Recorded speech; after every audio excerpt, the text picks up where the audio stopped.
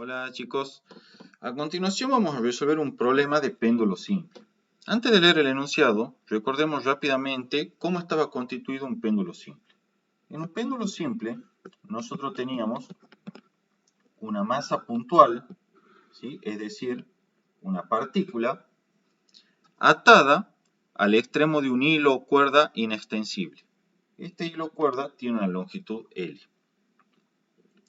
La masa puntual está aquí denotada. Recuerden que es una masa puntual porque sus dimensiones son totalmente despreciables respecto de la longitud L de la cuerda a la cual está atada. Además, este sistema tenía una posición de equilibrio aquí denotado por la línea de trazo. Bien, ¿cómo se ponía a funcionar este péndulo? Para ponerlo a funcionar, tomábamos la esferita o la partícula, esa masa puntual, y la alejábamos un cierto ángulo θ y lo liberábamos. Al liberarlo, este sistema justamente empieza a ejecutar un movimiento pendular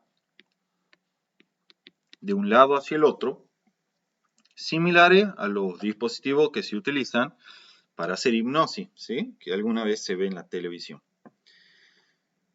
Entonces, en definitiva, nuestro péndulo simple está constituido por una cuerda de longitud L, inextensible, esto quiere decir que no puede cambiar su longitud, una masa puntual, y digo puntual porque sus dimensiones son despreciables respecto a la longitud L de la cuerda, de manera tal que al alejarlo un cierto ángulo θ respecto de su posición de equilibrio, en el cual, adelantándolo un poco, el momento respecto de este origen, que vamos a poner aquí, es igual a 0, instantáneamente, ¿sí? Cuando la masa esté aquí, se le aleja un cierto ángulo θ, se la libera y comienza a ejecutar un movimiento pendular. Que habíamos probado en la teoría que cuando el ángulo es pequeño, ese movimiento es armónico simple. Cuando digo pequeño, quiere decir menor o igual que 15 grados aproximadamente. Antes de continuar, recordemos también algunos conceptos que aparecen en el enunciado.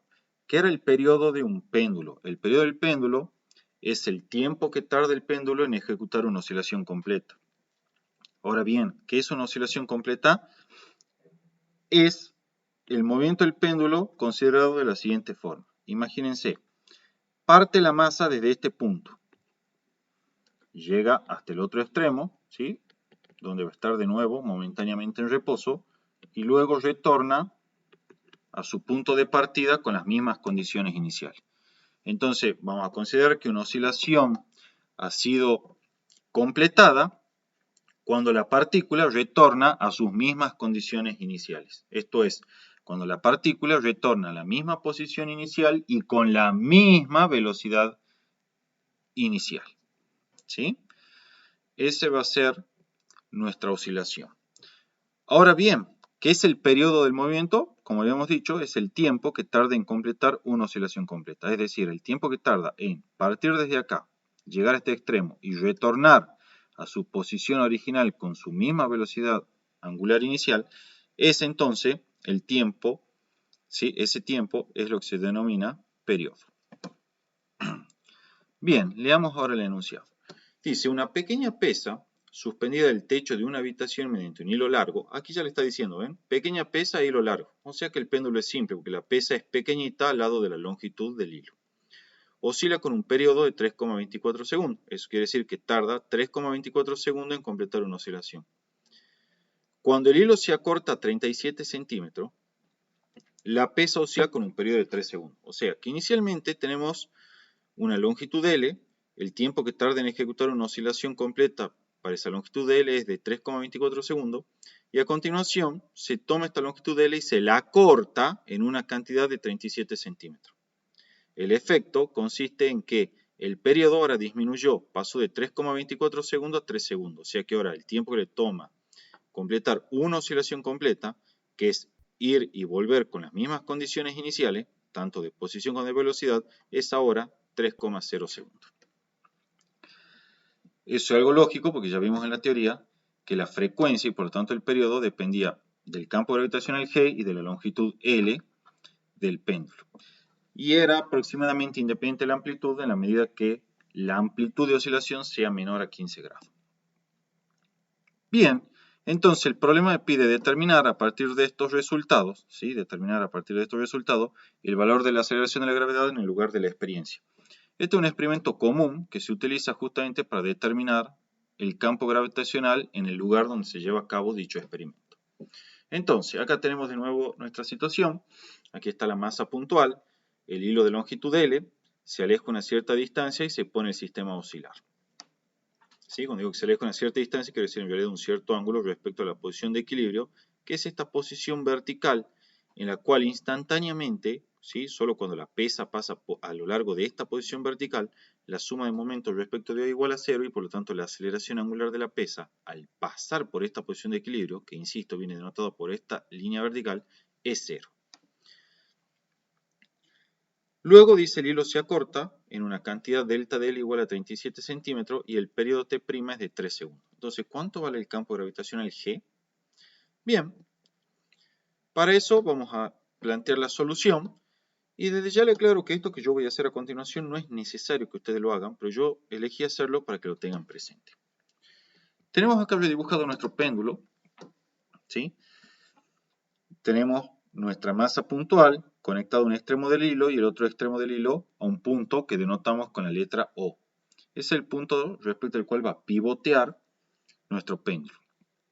También en ese punto O no lo llamamos O casualmente, sino porque allí vamos a fijar el origen de coordenadas de nuestro sistema de referencia, constituido por el eje X y el eje Y. De acuerdo a la regla de la mano derecha, para tal sistema, el eje Z se encuentra saliendo de la pantalla. ¿Sí? Bien. Vamos a recordar una ecuación que vimos en Física 1, que dice, en estas condiciones que estamos trabajando, la suma de momentos respecto de nuestro origen es igual al momento de inercia de la partícula respecto de ese origen por el vector de aceleración angular que experimenta la partícula. Esta ecuación se cumple en cualquier instante de tiempo. Recordemos que es la suma de momentos respecto de O. La suma de momentos respecto de O, como el mismo nombre lo indica, es la suma de momentos producido por todas las fuerzas que actúan sobre la pesa. Para eso veamos cuáles son las fuerzas que actúan sobre dicha pesa. Obviamente, la primera de ellas, más fácil de identificar, es el peso, producto de la interacción de la pesa con el planeta Tierra. La segunda es la fuerza de tensión que ejerce la cuerda sobre la pesa. Desde luego, dicha fuerza de tensión actúa en la dirección de la cuerda en cada instante. Recuerden, chicos, que el momento de una fuerza se define, ¿sí? Por ejemplo, el momento de una fuerza cualquiera respecto de un punto O cualquiera es R vectorial F, donde R es el vector de posición desde el origen desde el cual se está calculando el momento al punto de aplicación de la fuerza. Y esto, desde luego, es el producto vectorial. Entonces, con eso en mente, volvemos esto, ¿sí? Volvamos a nuestro dibujo y veamos e identifiquemos qué sería R y qué sería cada una de las fuerzas. Entonces, las fuerzas ya están de manifiesto. Están aquí en el diagrama de cuerpo libre, no hay más fuerza que esa. Como yo voy a calcular la suma de momentos respecto de O, entonces el vector de posición, que está aquí indicado, que es R, va desde el punto respecto al cual estoy calculando el momento hacia el punto de aplicación de las fuerzas. Ambas fuerzas están aplicadas sobre la misma partícula, ¿sí? O sea, sobre la misma masa puntual, y por lo tanto comparten ambas fuerzas, tanto la tensión como el peso P, el mismo vector de posición R respecto del origen O, para el cual estoy calculando la suma de momentos.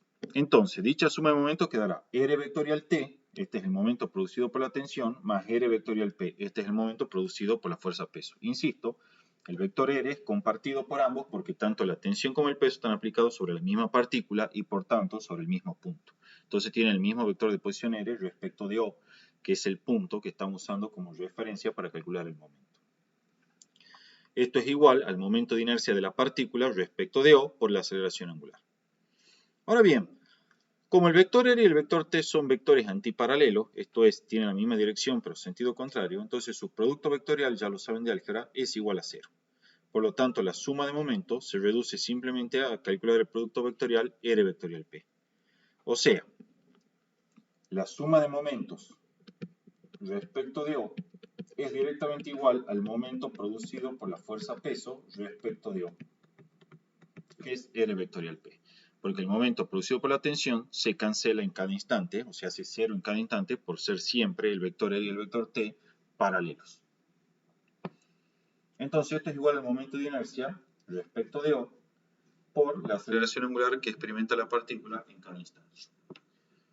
Para resolver este producto vectorial pueden utilizar diferentes maneras. Una es recurrir a lo que ya saben de álgebra 1, ¿sí? Utilizando métodos analíticos, y la otra es utilizando un método un poco híbrido que mezcla un método gráfico con una propiedad analítica del producto vectorial.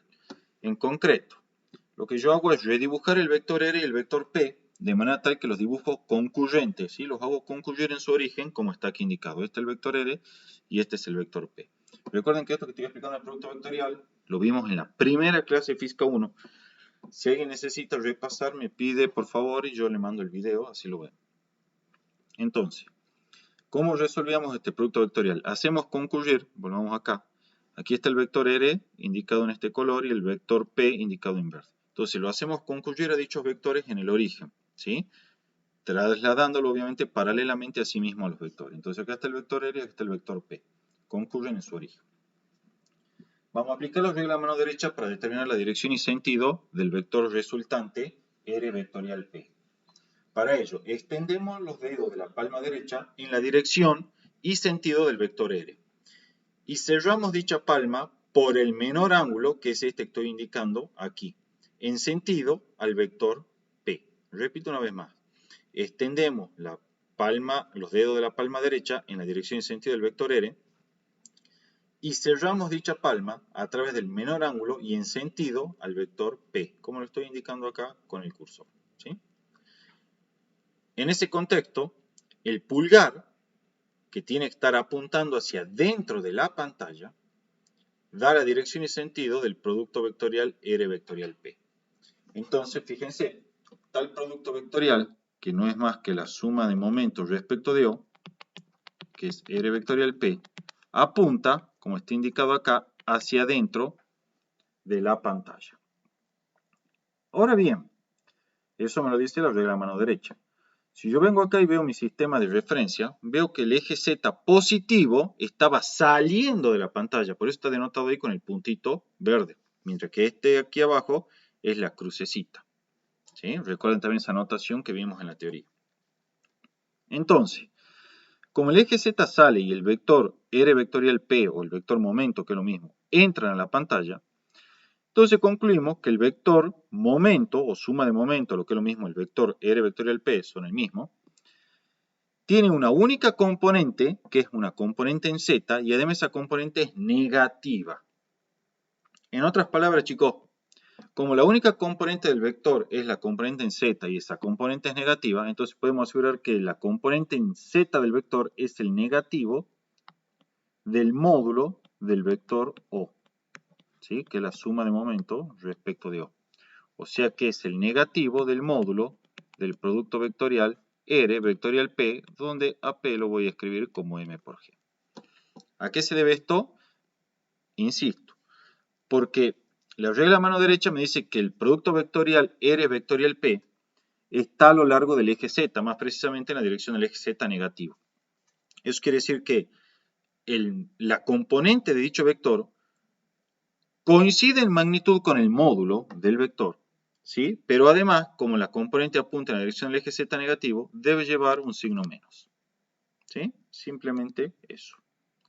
Ahora bien, aplicando la propiedad de módulo del producto vectorial, yo sé que esto es el módulo de R por el módulo de M por G y por el seno del ángulo que forman los vectores, ¿sí? Que en este caso, aquí está indicado, lo estoy marcando con el cursor, es el ángulo θ. Además recuerden que el módulo de R es igual a la longitud de L del hilo, ¿sí? Porque el módulo de R es la longitud de este vector que estoy marcando acá con el cursor, ¿sí? Que está este vector en amarillo, digamos. Y esa es la longitud de L del hilo, ¿sí? Entonces, por lo tanto, el módulo de R, como les acabo de decir, es igual o coincide con la longitud L del hilo. Con esto explicado, entonces, aplicamos la propiedad para calcular el módulo del vector, del producto vectorial, que es el módulo de R, que coincide con L, por eso en vez de poner módulo de R, escribí directamente L. por m y por g, ¿sí? Y por el seno del ángulo que forman dichos vectores. Es una propiedad de álgebra, ¿sí? Es la propiedad que ustedes sabían que el producto A vectorial B en álgebra es el módulo de A por el módulo de B por el seno del ángulo θ que forman esos vectores A y B, ¿sí? Si quieren le ponemos acá la flechita para enfatizar que son vectores. Estos desde luego son los módulos de los vectores. Entonces lo que yo hice acá. Bien, con eso explicado, entonces escribimos en forma vectorial este producto vectorial R vectorial P. Como dijimos, su componente en Z, voy a cambiar acá el color, voy a poner un verde, es el módulo del vector, que está acá indicado en verde, con un signo menos, porque iba en la dirección del eje Z negativo. Me lo había dicho, lo había a la mano derecha. Y como además estamos a lo largo del eje Z, vectorialmente tenemos que dicha componente entonces tiene que premultiplicar al versor K, que es el versor en la dirección y sentido del eje Z positivo. Con este signo menos y con esto que está indicado en el paréntesis ya queda totalmente descripta la componente vectorial de justamente nuestro vector momento, la cual, insisto, tiene solamente componente en Z con sentido negativo. Por eso va versor K, que es la componente Z, sentido negativo, y su magnitud coincide con la del módulo, que es lo que está indicado entre paréntesis. Eso es igual al momento de inercia por el vector velocidad, perdón, por el vector aceleración angular. Por definición de igualdad, si estos dos vectores que están aquí indicados son iguales, cuando digo dos vectores quiero decir el del primer miembro con el segundo miembro, si son iguales, entonces sus respectivas componentes son iguales. Entonces la componente en Z del vector del segundo miembro es igual a la componente en Z del vector del primer miembro. Aquí están, ¿ven? Por definición de igualdad, entonces igualo las componentes Z. Ya desaparecen los versores porque estoy igualando componentes escalares. Esto es como el famoso sistemita ese que ustedes obtenían en álgebra 1 cuando aplicaban definición de igualdad. Entonces, menos m por g por L por seno de θ igual al momento de inercia por la aceleración angular z. ¿Sí? La componente en z de la aceleración angular. La aceleración angular, por definición, es la derivada segunda de la posición angular respecto del tiempo dos veces, movimiento circunferencial, ¿sí? Lo vimos en física 1. Y el momento de inercia de una partícula es m por L cuadrado, donde L es la distancia al punto respecto al cual estamos calculando el momento de inercia. Por lo tanto, esa distancia así es L.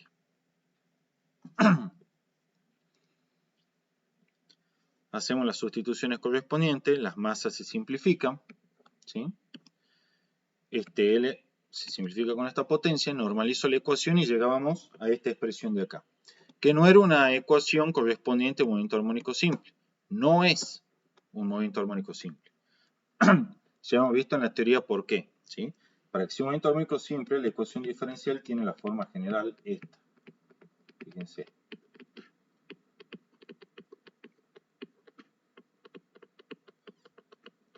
Donde este asterisco o estrellita es cualquier magnitud oscilante. En este caso, la magnitud oscilante es el ángulo θ. Pero fíjense cuál es el problema. Hasta aquí venimos bien, aparece la derivada segunda de la magnitud oscilante en ambas ecuaciones. Viene la constante, pero acá viene el problema. Acá me tiene que aparecer la magnitud oscilante directamente, o sea, estrellita. Sin embargo, acá arriba, en vez de aparecer la magnitud oscilante, que es θ, me aparece seno de θ. Entonces ese era el problema. Pero ¿qué era lo que ocurría? Si el ángulo θ era pequeño, o sea, menor a 15 grados, el seno de θ se aproximaba a θ y ya con eso coincidía, o conseguía, mejor dicho, que aquí, en el segundo término del primer miembro, aparezca directamente la magnitud oscilante y no el seno de la magnitud oscilante, ¿sí? Volvamos de nuevo a la comparación. Yo obtengo esta ecuación, estoy marcando en el cursor, que es derivada segunda más g sobre L por seno de θ igual a 0. Yo necesitaba que aparezca derivada segunda más una constante, que bueno, es g sobre L por la magnitud oscilante. Pero no me aparecía acá la magnitud oscilante. La magnitud oscilante, en lugar de eso, me aparecía el seno de θ. ¿Sí? O sea, acá θ es la magnitud oscilante. Y en vez de aparecer θ directamente, me aparece seno de θ. Entonces, ese era el inconveniente que tenía y por eso no era un movimiento armónico simple. Lo solvento considerando desplazamientos angulares pequeños, ¿sí? En donde seno de θ es aproximadamente θ. En ese caso, ahora sí, ya logro que en el segundo término del primer miembro aparezca directamente la magnitud oscilante θ y no el seno de θ. Esto sí es un movimiento armónico simple cuya frecuencia angular es la raíz cuadrada de G sobre L. Con eso ya tenemos entonces nosotros, ya hicimos el repaso de todo lo que concierne al péndulo simple. Insisto, todo este análisis matemático que hicimos acá no hace falta que ustedes lo hagan, ¿sí? Directamente van con las ecuaciones que necesitan aplicar para tal movimiento. En este caso, la ecuación de importancia es esta de aquí, que me da la frecuencia angular del péndulo simple. Ahora bien, volvamos al problema. Cuando la longitud del péndulo era L, nuestro periodo era de 3,24 segundos. Mientras que cuando la longitud es L', donde L' es 37 centímetros más corta que la longitud de L original, nuestro periodo T' es de 3 segundos. Eso está totalmente explicado por la ecuación de frecuencia angular, que muestra que la frecuencia angular y por lo tanto el periodo del péndulo, recuerden que la frecuencia angular es igual a 2pi sobre el periodo, ¿sí? Depende justamente de la longitud L del péndulo. Si yo modifico la longitud L, estoy modificando el periodo. Como acá modifiqué la longitud L, estoy modificando el periodo. Pasa de 3,24 a 3 segundos.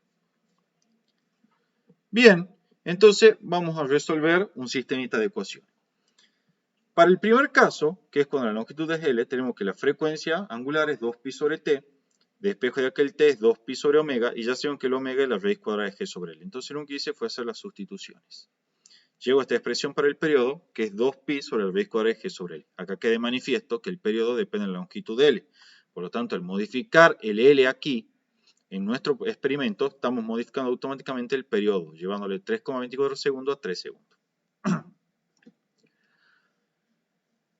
Para el segundo caso, ¿sí?, que es el caso 2i, cuando la longitud es L', vamos a tener obviamente esta misma ecuación de acá, ¿sí?, la marco si quieren, solo que ahora la longitud que va a aparecer es la longitud L' en vez de la longitud L que teníamos antes.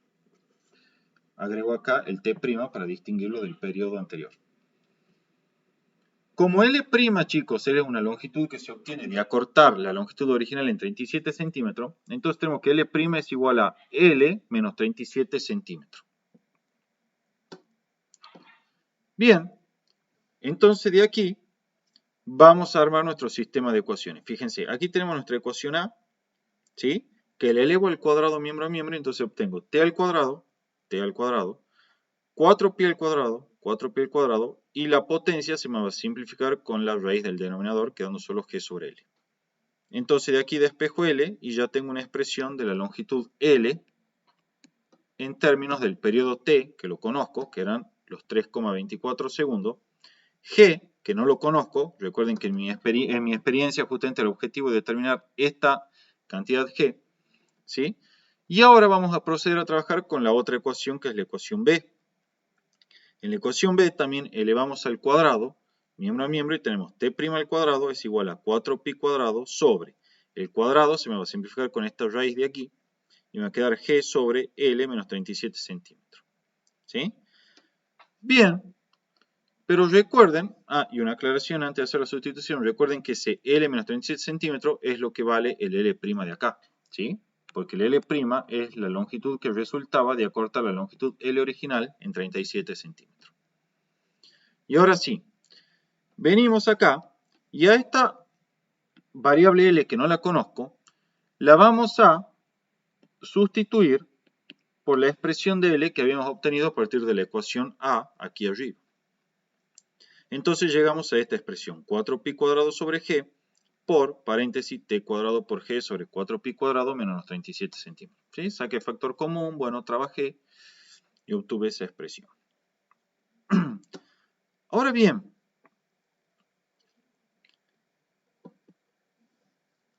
reescribo acá la ecuación que explicamos recién, ¿sí? Lo único que hice, insisto, es reemplazar la longitud de L en términos del periodo que habíamos obtenido en la ecuación anterior, ¿sí?, que es esta de acá.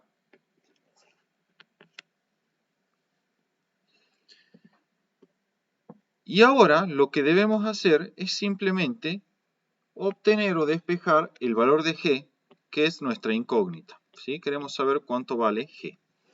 Entonces trabajamos algebraicamente, despejamos y encontramos que g es igual a 4pi cuadrado por 27 centímetros sobre la diferencia entre los dos periodos, elevados al cuadrado. ¿Sí? Es una diferencia de cuadrado del denominador. Al hacer el cálculo encontramos que G es 975 centímetros sobre segundo cuadrado. Me queda en centímetros porque yo los 37 nunca los pasé a metros. Si ustedes lo hubiesen querido pasar a metro de entrada, estaba perfecto. Me quedan los 37 centímetros. Y el resultado, por lo tanto, me queda G igual a 975 centímetros sobre segundo cuadrado. Al llevarlo a metro, me queda que G es 9,75 metros sobre segundo cuadrado y ese es el campo gravitacional en el lugar de la experiencia. Así es como se determina el campo gravitacional. Se toman dos péndulos, ¿sí? Con diferentes longitudes, se miden los periodos de la oscilación para cada uno de los péndulos. Obviamente ambos péndulos tienen que estar en el mismo punto, ¿sí? En el mismo lugar de la Tierra donde estamos haciendo la experiencia. Armamos el sistemita y despejamos el campo gravitacional G que nos interesa conocer. Es 9,75 metros sobre segundo cuadrado. Bueno, con eso chicos queda resuelto totalmente este problema. ¿Sí? Cualquier duda que tengan, por favor, me escriben y la solventamos.